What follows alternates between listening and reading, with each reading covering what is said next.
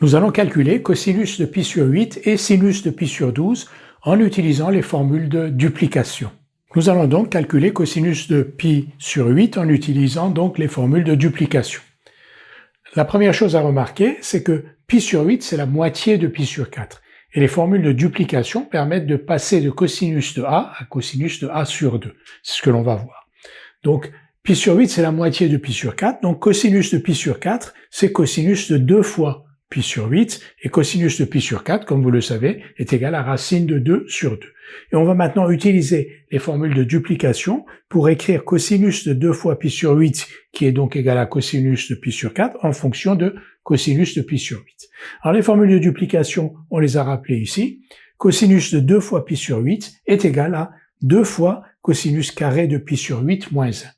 Donc, cosinus de 2 fois pi sur 8 est égal à 2 fois cosinus carré de pi sur 8 moins 1. Cette égalité est équivalente à cosinus carré de pi sur 8 égale 1 plus cosinus de 2 fois pi sur 8 sur 2. On remplace maintenant 2 fois pi sur 8, cosinus de 2 fois pi sur 8 par cosinus de pi sur 4.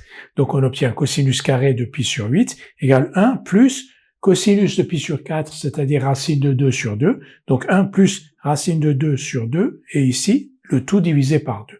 Ce qui donne 2 plus racine de 2 sur 4. Et donc, cosinus carré de pi sur 8 est égal à 2 plus racine de 2 sur 4. Cosinus de pi sur 8 est strictement positif parce que pi sur 8 est compris entre 0 et pi sur 2. Donc, cosinus de carré de pi sur 8 égale 2 plus racine de 2 sur 4 est équivalent à cosinus de pi sur 8 égale racine de 2 plus racine de 2 divisé par 2 qui est racine de 4 car cosinus de pi sur 8 est strictement positif. On a donc déterminé cosinus de pi sur 8 égale donc à racine de 2 plus racine de 2 sur 2 en utilisant la formule de duplication donc du cosinus. Nous allons maintenant calculer sinus de pi sur 12, toujours avec les formules de duplication.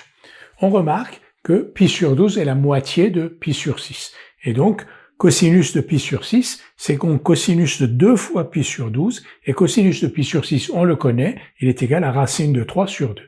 Nous allons donc maintenant écrire cosinus de 2 fois pi sur 12 en fonction de sinus de pi sur 12.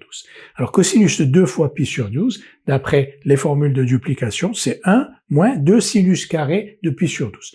Les formules sont rappelées ici. Donc cosinus de 2 fois pi sur 12, c'est 1 moins 2 sinus carré de pi sur 12. Donc, cosinus de 2 fois pi sur 12 égale 1 moins 2 sinus carré de pi sur 12, ça c'est la formule de duplication. Cette égalité est équivalente à sinus carré de pi sur 12 égale 1 moins cosinus de 2 fois pi sur 12 sur 2. Cosinus de 2 fois pi sur 12, c'est cosinus de pi sur 6, c'est donc racine de 3 sur 2. Donc ici, on a 1 moins racine de 3 sur 2 sur 2. On réduit au même dénominateur et on a donc 2 moins racine de 3, 2 fois 2, 4. Donc sinus carré de pi sur 12 est égal à 2 moins racine de 3 sur 4. Donc sinus de pi sur 12 est égal à la racine de 2 moins racine de 3, racine carrée de 2 moins racine de 3 sur 2.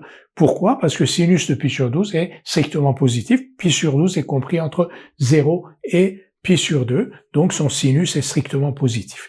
Donc sinus carré de pi sur 12 est égal, si sinus carré de pi sur 12 égale 2 moins racine de 3 sur 4, alors sinus de pi sur 12 est égal à racine de 2 moins racine de 3 sur 2. On a donc trouvé sinus de pi sur 12 à partir de la connaissance de cosinus de pi sur 6. Et donc, avec les formules de duplication, quand on connaît le sinus ou le cosinus d'un angle, on peut calculer le sinus ou le cosinus de l'angle moitié. C'est-à-dire, si on connaît sinus et cosinus de petit a, on peut calculer sinus et cosinus de a sur 2. Puis une fois que l'on connaît sinus et cosinus de a sur 2, on peut calculer ceux de a sur 4, ainsi de suite.